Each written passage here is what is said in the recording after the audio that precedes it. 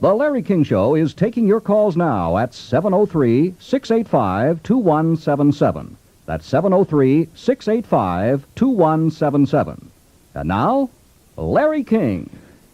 Albert Brooks, our guest. By the way, not to plug this, but just a quick mention. I have a follow-up coming to Tell It to the King called Tell Me More. And the first chapter is devoted in the main to Albert Brooks. Gee, I hope it has some of that accuracy you thought my movie was about. It's taken right off... Albert Brooks, that great science fiction writer who has 3 legs. It's taken right off Radio Scripts. Oh, and good. It's going to be serialized in Penthouse in the September issue of Penthouse. Really? Okay. Now, Yes. do people in a Penthouse article have any access?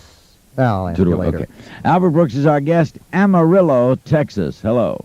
Hello, Mr. Brooks. I fell in love with you after Broadcast News. And me, you.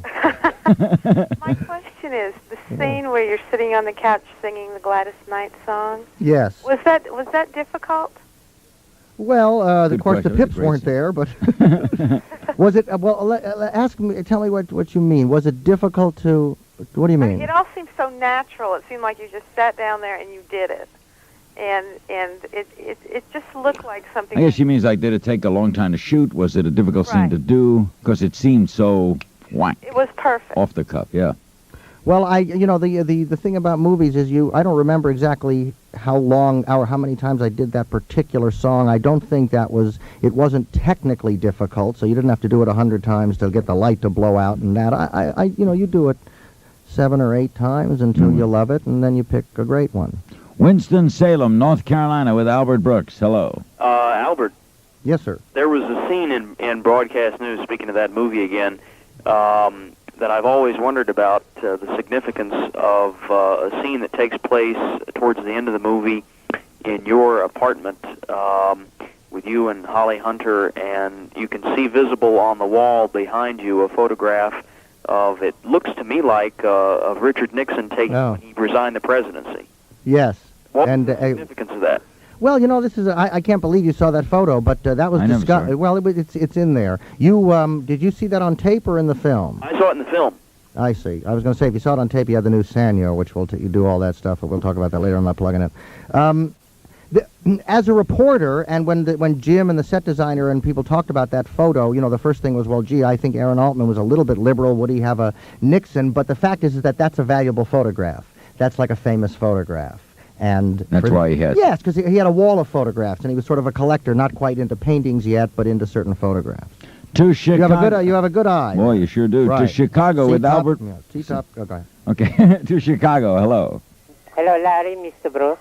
Oh, Larry, this is your regular caller from Chicago, the co-chairman of the non-profit Iranians for Albert.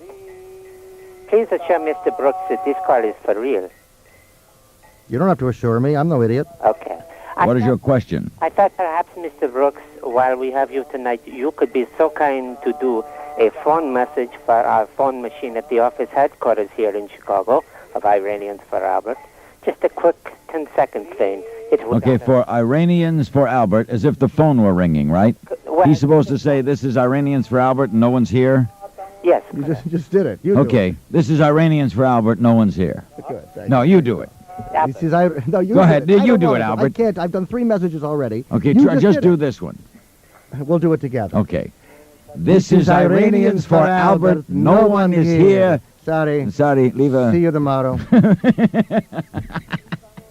Onward to New York City. Hello. Hi, how do I follow that? Very carefully. One observation. It's so funny when you're on the show, Albert. You're like the only person who can make Larry King giddy. I've noticed every time. It's wonderful. He laughs and laughs. Well, I love him. Yeah, I can tell that. I have a question for you, Albert. I love broadcast news. I am a broadcast professional. The scene with the sweat was hilarious.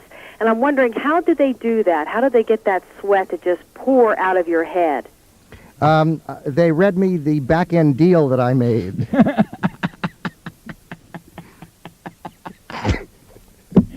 How did they do that, Albert?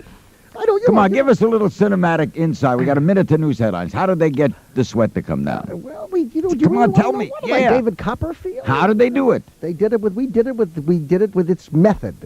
We did it. I thought about. You didn't sweat, Albert. How did they do it? I sweat a little on my own, and we had some little tubes. In your head? Yes, Larry, I had surgery for the film.